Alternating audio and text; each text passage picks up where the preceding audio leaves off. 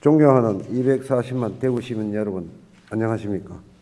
북구 출신 시의원 하병문 의원입니다.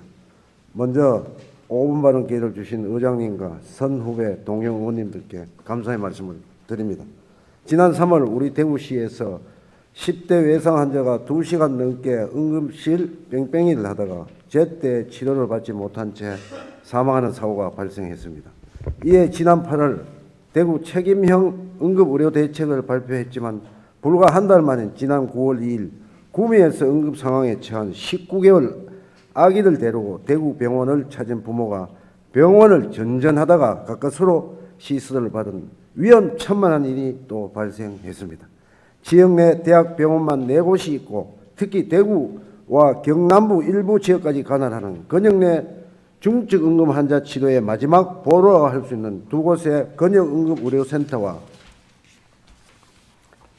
한 곳의 근역 외상센터까지 보유하고 있는 우리 지역에서 이러한 상황이 반복되는 것은 정말 도무지 이해하기 어렵습니다. 지난 8월 2일 대구시는 응급실 뺑뺑이 사고를 계기로 누구나 신속하고 적절한 응급의료 서비스를 받을 수 있도록 하겠다면서 대구 책임형 응급의료 대책 수립에 4개 영역별 대응책을 마련했습니다. 과연 제대로 될까라는 의심을 차치하고 정말 시민 입장에서 많이 생각했고 응급체계 개선을 위해 많이 고민한 점은 보입니다. 특히 그중에서도 119 구급상황관리센터에 병원 선정에 최종적인 권한을 부여하고 소아응급, 심내혈관, 중증외상, 정신질환 등에 대해 전문 분야별로 대응할 수 있는 체계를 갖추도록 한 것에 대해 시민들은 큰 기대를 걸었습니다만 그런데 또 병원을 헤매는 경우가 발생했습니다.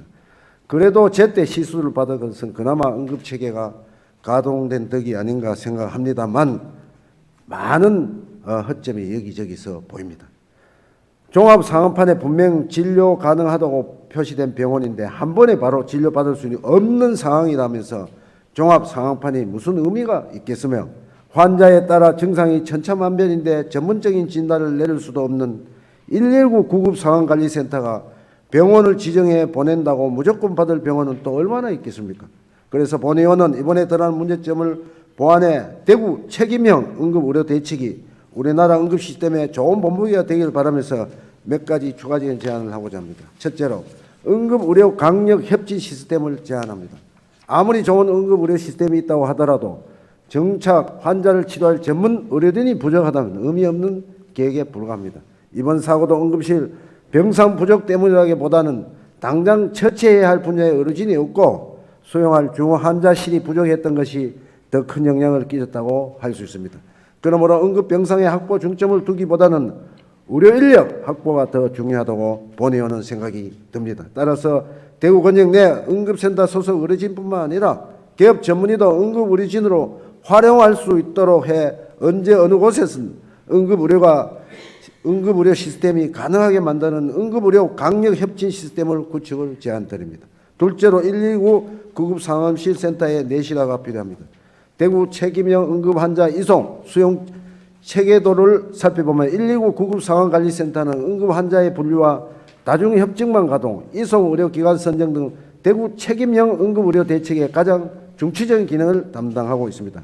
구급상황관리센터가 응급의료기관을 선정하는 비율은 지난해까지만 해도 전체의 4%에 불과했지만 올해 들어 직접 선정하는 경우가 늘고 있으며 이에 따라 119 구급상황관리센터의 역할과 책임도 증가하고 있습니다.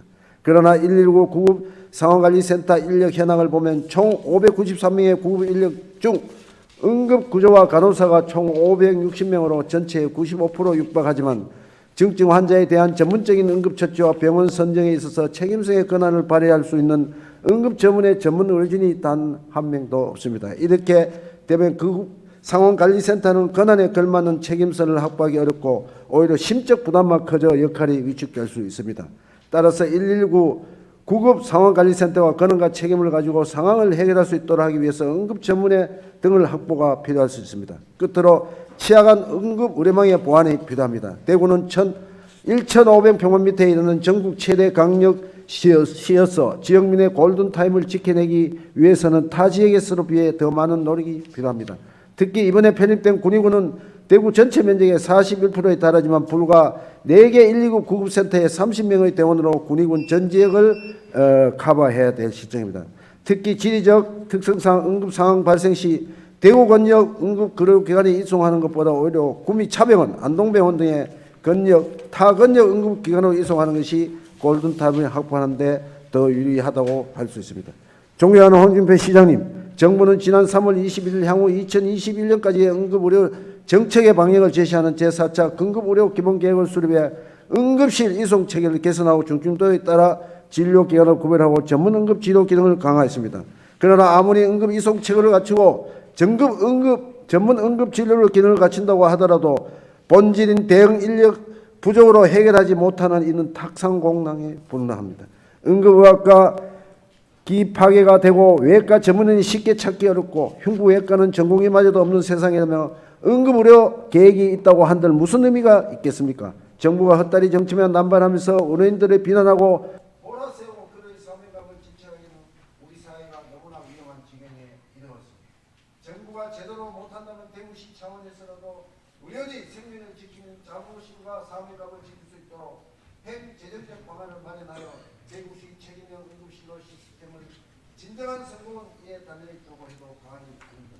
대구시가 더 이상 응급실 폭증과 응급의료 선진도시가 되기를 바라면서 이번 5분 자유발언을 마치겠습니다. 영청해 주셔서 감사합니다.